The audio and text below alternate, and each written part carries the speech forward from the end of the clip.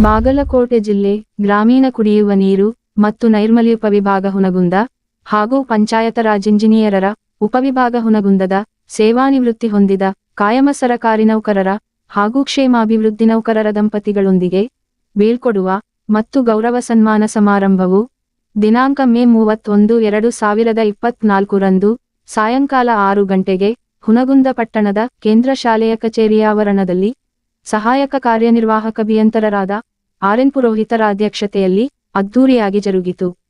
ಈ ಒಂದು ಸಮಾರಂಭದಲ್ಲಿ ಪ್ರಥಮ ದರ್ಜೆ ಗುತ್ತಿಗೆದಾರರಾದ ಚನ್ನಪ್ಪ ಬೊಮ್ಮಸಾಗರರು ಪ್ರಾಸ್ತಾವಿಕ ಪರ ಹಾಗೂ ಆರ್.ಎನ್. ಪುರೋಹಿತರು ಅಧ್ಯಕ್ಷೀಯ ಪರ ಮತ್ತು ನಿವೃತ್ತ ಪಂಚಾಯತ ರಾಜ ಸಹಾಯಕ ಇಂಜಿನಿಯರರಾದ ಎಂ.ಎಂ. ಪಾಟೀಲರು ಸನ್ಮಾನಿತ ಪರ ಮಾತನಾಡಿ, ಎಂ.ಎಂ. ಪಾಟೀಲರ ಹುನಗುಂದ ಪಟ್ಟಣದಲ್ಲಿ ಶಾಲಾ ಕಾಲೇಜು ಶಿಕ್ಷಣ ನಂತರ 1990 ರಲ್ಲಿ ಹುನಗುಂದ ತಾಲೂಕು ಪಂಚಾಯತ್ ಇಲಾಖೆಯಲ್ಲಿ ದಿನಗೂಲಿ ನೌಕರರಾಗಿ ಸೇರಿ 2024 ರವರೆಗಿನ ಸೇವಾವಧಿಯಲ್ಲಿ ಬೇರೆ ಬೇರೆ ತಾಲೂಕು ಮತ್ತು ಇಲಾಖೆಗಳಲ್ಲಿ ನಿಸ್ವಾರ್ಥ ಸೇವೆಯನ್ನು ಮತ್ತು ಪಂಚಾಯತ ರಾಜ್ ಇಲಾಖೆಯ ವಾಹನ ಚಾಲಕರಾದ ಎಂ.ಜಿ. ತುಂಬಗಿಯರ ಅನುಪಮ ಸೇವೆಯನ್ನು ಸ್ಮರಿಸಿದರು.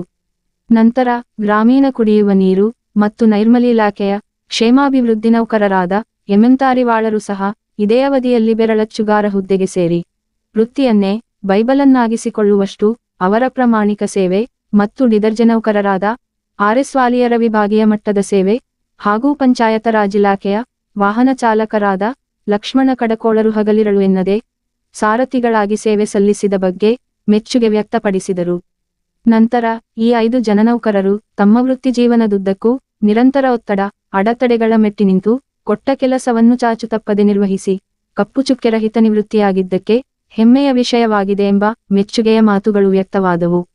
ನಂತರ ಕಾರ್ಯನಿರ್ವಾಹಕ ಅಭಿಯಂತರಾದ ಪುರೋಹಿತರು ನಿವೃತ್ತಿಯಾದ ನೌಕರರು ವ್ಯಕ್ತಿಗತ ಸಮಸ್ಯೆಯಾಗಲಿ ಮತ್ತು ಇಲಾಖೆಯಲ್ಲಿ ನಿವೃತ್ತಿಯ ನಿಧಿ ಇಲ್ಲವೇ ಇನ್ನಿತರ ಯಾವುದೇ ನಿವೃತ್ತಿಗೆ ಸಂಬಂಧಿಸಿದ ಕಾಗದ ಪತ್ರಗಳ ವ್ಯವಹಾರದ ಸಮಸ್ಯೆಗಳಿದ್ದರೆ ಮನಸ್ಸು ಬಿಚ್ಚಿ ತಮ್ಮಲ್ಲಿ ಕೇಳಿಕೊಳ್ಳುವಂತೆ ಹಾಗೂ ನಿವೃತ್ತಿ ನೌಕರರಿಗೆ ಇಲಾಖೆಯಿಂದ ಯಾವುದೇ ಅಡೆತಡೆಯಾಗದಿರುವ ಬಗ್ಗೆ ಭರವಸೆ ನೀಡಿದರು. ನಂತರ ನಿವೃತ್ತ ನೌಕರರ ಮುಂದಿನ ಜೀವನವು ಸುಖಕರವಾಗಲೆಂದು ಶುಭ ಹಾರೈಸಿದರು. ಈ ಕಾರ್ಯಕ್ರಮದ ನಿರೂಪಣೆ ಮತ್ತು ವಂದನಾರ್ಪಣೆಯನ್ನು ಶಿಕ್ಷಕರಾದ ಬಿ.ಎಚ್. ಕರಡಿರು ನೆರವೇರಿಸಿದರು. ಹಾಗೂ ಕಾರ್ಯಕ್ರಮದಲ್ಲಿ ಇಲಾಖಾ ಸಿಬ್ಬಂದಿಗಳು ಗುತ್ತಿಗೆದಾರರು ಸೇರಿದಂತೆ ಇತರರಿದ್ದರು. ಲೋಕನಾಯಕ ನ್ಯೂಸ್ ಬ್ಯೂರೋ ರಿಪೋರ್ಟ್ ಹುನಗುಂದ. ಬಂದರೂ ಕೂಡ ಬಹಳ ಸರಳವಾಗಿ ಕೆಲಸ ಮಾಡಿ ತಮ್ಮ ವೃತ್ತಿ ಜೀವನದಲ್ಲಿ ಯಶಸ್ಸು ಕಂಡಿದ್ದಾರೆ. ಆ ಯಶಸ್ಸು ಭಗವಂತ ಇನ್ನೂ ಕೂಡ ಹೆಚ್ಚಿಗೆ ಕೊಡಲಿ ಅಂತ ಭಗವಂತನಲ್ಲಿ ಪ್ರಾರ್ಥನೆ ಮಾಡ್ತಾರೆ. ಅವರು 1/6/1964ರಲ್ಲಿ ಜನನವಾಗಿ ಅವರು ಕೂಡ ಪ್ರಾಥಮಿಕ ಮತ್ತು ಪ್ರೌಢ ಶಿಕ್ಷಣವನ್ನು ವಿ.ಎಂ. ಹೈಸ್ಕೂಲಲ್ಲಿ ಮುಗಿಸಿ ಅವರ ವೃತ್ತಿ ಜೀವನವನ್ನು PRD ಸಬ್ ಡಿವಿಷನಲ್ಲಿ ಬೆಳಚಕರಾಗಿ ಪ್ರಾರಂಭ ಮಾಡಿ ಅಲ್ಲಿಂದ ಇಲ್ಲಿವರೆಗೂ ಕೂಡ ನಮ್ಮ ಹುನಗುಂದ ಸಬ್ ಡಿವಿಷನಲ್ಲಿ ಕೆಲಸ ಮಾಡಿದ್ದಾರೆ. ಅವರು ಕೀರ್ತಿ ನಮ್ಮ ಎಷ್ಟು ನಾವು ಹೇಳಿದರೂ ಸಾಲದು. ನಮ್ಮ ಹುನಗುಂದ ತಾಲೂಕು, ಇಳಕಲ್ ತಾಲೂಕು, ಅವಳಿ ತಾಲೂಕಿನಲ್ಲಿ ಸುಮಾರು 100ರಿಂದ ಹೆಚ್ಚು ಜನ ಗುತ್ತಿಗೆದಾರರು ನಾವು ಉಟ್ಕೊಂಡಿದ್ದೀವಿ. 70ರಿಂದ 80 ಜನ ಕೂಡ ಅವ್ರ ಮಾರ್ಗದರ್ಶನದಲ್ಲಿ ನಡ್ಕೊಂಡು ಹೋಗ್ತಾ ಇದ್ದೀವಿ ಅನ್ನೋದರಲ್ಲಿ ತಪ್ಪಿಲ್ಲ ಅನ್ನೋದನ್ನು ನಾನು ಈ ವೇದಿಕೆ ಮುಖಾಂತರ ಹೇಳಕ್ಕೆ ಇಷ್ಟಪಡ್ತಾ ಇದ್ದೀನಿ. ಯಾಕಂದ್ರೆ ನಿಸ್ವಾರ್ಥತೆ ಬದುಕು ಅವರು ಕಂಡಿದ್ದಾರೆ. ಅವರು ವೃತ್ತಿ ಜೀವನದಾಗ ಯಾವತ್ತೂ ಕೂಡ ಸ್ವಾರ್ಥತೆ ಬದುಕು ಕಂಡಿಲ್ಲ. ಅವರು ಒಂದು ವೃತ್ತಿ ಜೀವನದಲ್ಲಿ ಮಾಡಿದ್ದಾರೆ. ನಿವೃತ್ತಿ ಜೀವನದಲ್ಲಿ ಕೂಡ ಭಗವಂತ ಅವರಿಗೆ ಆರೋಗ್ಯ ಸಂಪತ್ತನ್ನು ಕೊಟ್ಟು ಕಾಪಾಡಲಂತ ಭಗವಂತನಲ್ಲಿ ಪ್ರಾರ್ಥನೆ ಮಾಡ್ತಾ, ವಾಲಿ ಸರ್ ಆಗಿರ್ಬೋದು, ತುಂಗಿ ಸರ್ ಆಗಿರ್ಬೋದು, ಅವರಿಗೆ ಕೂಡ ಭಗವಂತ ಆರೋಗ್ಯ ಸಂಪತ್ತು ಕೊಟ್ಟು ಕಾಪಾಡಲಿ ಅಂತ ಭಗವಂತನಲ್ಲಿ ಪ್ರಾರ್ಥನೆ ಮಾಡಿ, ಇಲ್ಲಿ ನನಗೆ 2 ಮಾತಾಡೋಕ್ಕೆ ಅವಕಾಶ ಮಾಡಿಕೊಟ್ಟಂಥ ಎಲ್ಲ ಒಂದು ಸಿಬ್ಬಂದಿ ವರ್ಗದಾಗಿರ್ಬೋದು ಹಾಗೂ ಮುಂದೆ ನೆರೆದಂಥ ಎಲ್ಲ ಗುತ್ತಿಗೆದಾರರಾಗಿರ್ಬೋದು ಎಲ್ಲರಿಗೂ ಕೂಡ ಒಂದಿಸ ನಾನು 2 ಮಾತು ಮುಗಿಸ್ತಾ ಇದ್ದೀನಿ.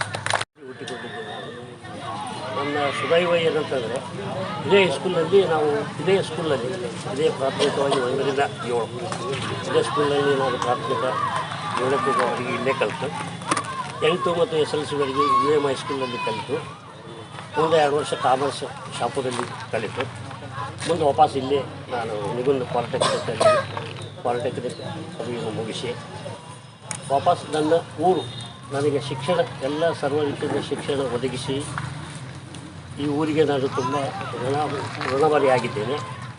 ಜೊತೆಗೆ ನನಗೆ ಇದೇ ಊರಿನಲ್ಲಿ ಆರ್.ಎನ್. ಪುರೋಹಿತ ಸಾಹೇಬರು ಹೇಗಿದ್ದಾರೆ ಅದೇ ಥರ ಮಜ್ಜಿಗೆ ಸಾಹೇಬರು ಅಂತ ಒಬ್ಬರು ಇದ್ದರು, 2 ಮನೆಯಲ್ಲಿದ್ದಿರುವಾಗ.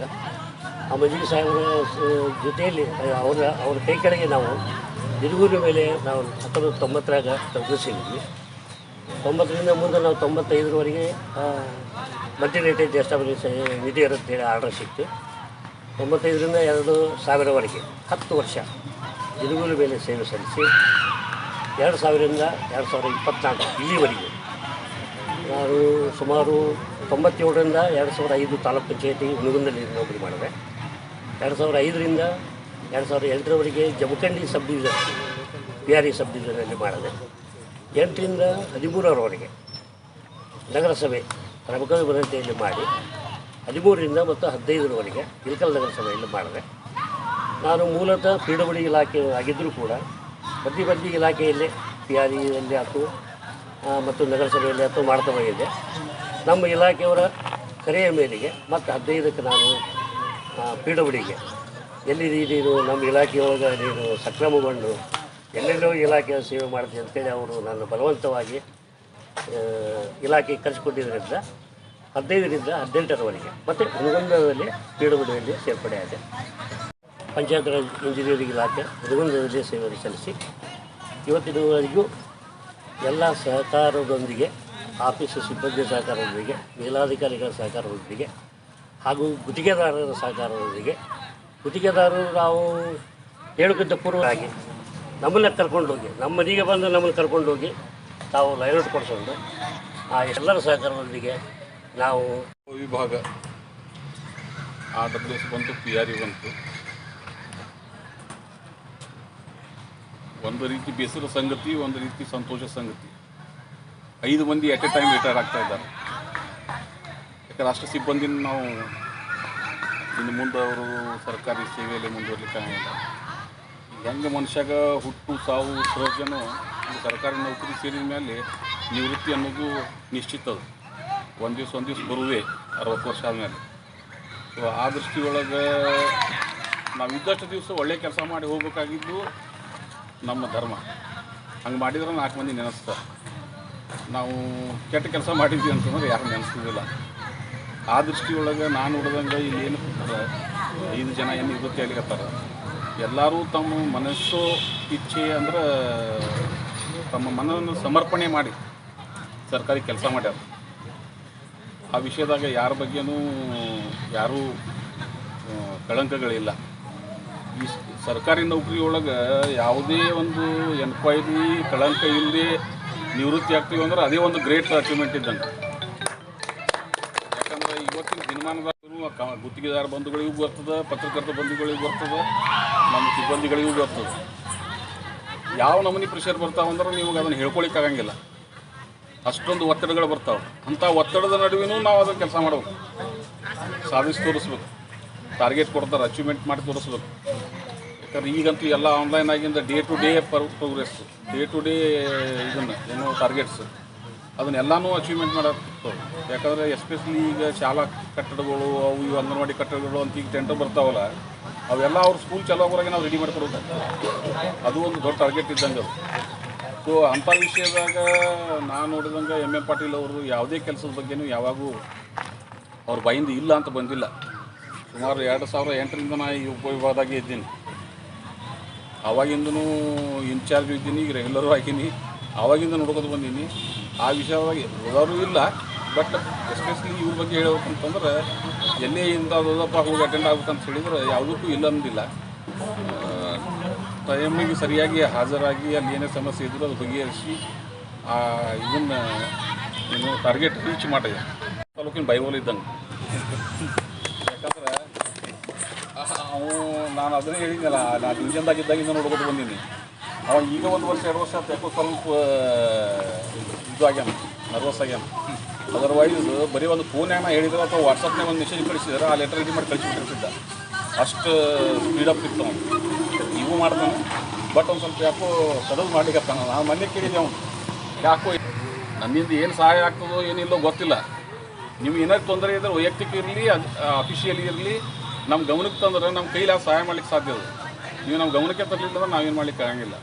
ಆ ದೃಷ್ಟಿಯೊಳಗೆ ನಿಮ್ಮ ಈಗ ರಿಟೈರ್ಮೆಂಟ್ ಆದಮೇಲೆ ನಿಮ್ಮ ಪಾಯಿಂಟ್ಸ್ ಬರೋದು ಅಲ್ಲಿ ಏನೋ ಪೇಪರ್ಸ್ ಅಲ್ಲಿ ಇರ್ತಾವೆ ಅಂಥವು ನಮ್ಮ ಸಿಬ್ಬಂದಿಗೆ ಹೇಳ್ತೀನಿ, ಯಾರು ಅಡೆತಡೆ ಮಾಡಬೇಡ್ರಪ್ಪ. ಏನೋ ಪೇಪರ್ಸ್ ಇದ್ದರೂ ಇಮಿಡಿಯೇಟ್ ಮಾಡಿಕೊಡ್ರಿ. ನಿವೃತ್ತಿ ಆದವ್ರಿಗೆ ಯಾರಿಗೂ ಸತಾಯಿಸ್ಬೇಡ್ರಿ, ಅಡ್ಡಾಡಿಸ್ಬೇಡ್ರಿ. ಅವ್ರು ಬರುವುದು ಬೇಕಾಗಿಲ್ಲ, ಒಂದು ಫೋನ್ ಮಾಡಿ ಹೇಳಿದ್ರು ನಾವು ನಿಮ್ಗೆ ಮಾಡಿಕೊಡ್ತೀವಿ ಅಂತ ಆಶ್ವಾಸನೆ ಕೊಡ್ತೀವಿ. ಅದೇ ರೀತಿ ವಾಲಿ ಮೊದಲು ಇಲ್ಲೇ ಇದ್ದ ವರ್ಕ್ ಮಾಡಿದ್ದಕ್ಕೆ ಅವ ಬಾಗಲಕೋಟೆಗೆ ಬಂದ. ಬಟ್ ಅಲ್ಲಿಯೂ ನಾ ಡಿವಿಷನ್ ಜಾಯ್ನ್ ಆಗಿದ್ದು ನಮ್ಮ ಜೋಡಿ ಕೆಲಸ ಮಾಡ್ಯಾನ. ಅವರು ಭಾಳ ನಿಯತ್ತಿನ ಒಳ್ಳೆಯ ಕೆಲಸಗಾರರು. ತುಂಗಿಯವರಾಗಲಿ ನಮ್ಮ ಲಕ್ಷ್ಮಣ ಆಗಲಿ ಅವ್ರ ಸಾರಥಿಗಳು ಇಲ್ಲಾಂದ್ರೆ ಯಾರೂ ಏನೂ ಮಾಡ್ಲಿಕ್ಕೆ ಆಗಂಗಿಲ್ಲ. ಸೊ ಆ ದೃಷ್ಟಿಯೊಳಗೆ ಅವರು ರಾತ್ರಿ ಇರಲಿ ಎಷ್ಟೊತ್ತಕ್ಕೆ ಅಪರಾತ್ರಿಯಾಗಿ ಬಂದಾನ. ಕೆಲವೊಂದು ಪ್ರಸಂಗ ಬರ್ತಾವೆ, ಈ ಫ್ಲಡ್ ಬಂದಾಗಲಿ, ಬರಗಾಲದಾಗಲಿ, ಮತ್ತೊಂದು ಏನೋ ಎಮರ್ಜೆನ್ಸಿ ವರ್ಕ್ಸ್ ಬಂದಾಗಲಿ ರಾತ್ರಿ 1ಕ್ಕೆ 2ಕ್ಕೆ ಬಿಟ್ಟು ಬಂದ ನಾವು ಬಾಗಲಕೋಟೆಗೆ. ಬೆಳಗಾವಿಯಿಂದ ಬರ್ಬೇಕಾದ್ರೆ ನಾವು 2ಕ್ಕೆ 1ಕ್ಕೆ ಬಂದ್ವಿ. ಸೊ ಆ ದೃಷ್ಟಿಯೊಳಗೆ ಎಲ್ಲರೂ ಅವ್ರವ್ರ ಶಕ್ತಿ ಮೀರಿ ಕೆಲಸ ಮಾಡ್ಯಾರ. ಸೊ ನನಗೆ ಒಂದು ಸಂತೋಷದ ವಿಷಯ ಅಂದ್ರೆ ಯಾರ ಮೇಲೂ ಅಲಿಗೇಷನ್ ಅಥವಾ ಕಂಪ್ಲೇಂಟ್ ಇಲ್ಲದೇ ರಿಟೈರ್ ಆಗ್ತಾ ಇದ್ದಾರಲ್ಲ, ಅದು ಭಾಳ ಸಂತೋಷದ ವಿಷಯ. ಬಟ್ ಅಂಥ ಹೊತ್ನಾಗ ನಾವೇ ನೆಗೆಟಿವ್ ಇದ್ವಿ ಅಂತಂದ್ರೆ ಕೆಲಸಗಳು ಮುಂದುವರಿಯೋದು ಕಷ್ಟ. ಸೊ ನಾವು ಪಾಸಿಟಿವ್ ಇದ್ವಿ ಅಂತಂದ್ರೆ ಅವು ಏನೋ ಒಂದು ಸಮಸ್ಯೆಗೆ ಒಂದು ಪರಿಹಾರ ಸಿಗ್ತದೆ, ಎಲ್ಲದಕ್ಕೂ ಪರಿಹಾರ ಇದ್ದೇ ಇರ್ತದೆ. ಅದು ಆ ದೃಷ್ಟಿಯೊಳಗೆ ಅವರು ಆ ರೀತಿ ಎಲ್ಲ ಕೆಲಸ ಮಾಡಿ ಇವತ್ತಿನ ತನಕ ಒಳ್ಳೆಯ ಹೆಸರು ತೊಗೊಂಡ್ಬಂದಾರ. ತಾವು ವೈಯಕ್ತಿಕವಾಗಿಯೂ ಒಳ್ಳೆಯ ಹೆಸರು ಕಳಿಸ್ಯಾರ, ಇಲಾಖೆಗೂ ಒಳ್ಳೆಯ ಹೆಸರು ತಂದಾರ. ಸೊ ಅವರೆಲ್ಲರಿಗೂ ನಾನು ಧನ್ಯವಾದ ಅರ್ಪಿಸ್ತೀನಿ. ಮತ್ತು ದೇವರು ಅವರೆಲ್ಲ ಆರೋಗ್ಯ ಕೊಟ್ಟು ಒಳ್ಳೆಯ ನಿವೃತ್ತಿ ಜೀವನ ಕೊಡಲಿ. ಇನ್ನು ಮುಂದೆ ಟೆನ್ಷನ್ ಫ್ರೀಯಾಗಿ ಸುಖಮಯವಾಗಿ ಹೆಂಡತಿ ಮಕ್ಕಳು ಜೋಡಿ ಚೆಂದಾಗಿ ಸಂಸಾರ ಮಾಡಲಿ ಅಂತ ತಿಳ್ಕೊಂಡು ನಾನು ನಿರ್ಮಾಣ ನಮ್ಮ ಕೆಲಸ ಕಾರ್ಯಗಳನ್ನು ಬದಿಗೊತ್ತಿ ಒಂದು ಈ ಕಾರ್ಯಕ್ರಮದಲ್ಲಿ ಭಾಗವಹಿಸಿದ್ದಕ್ಕಾಗಿ ಮುಂದಿನ ಆಶಯದಲ್ಲಿ ಎಲ್ಲರಿಗೂ ಸಹಿತ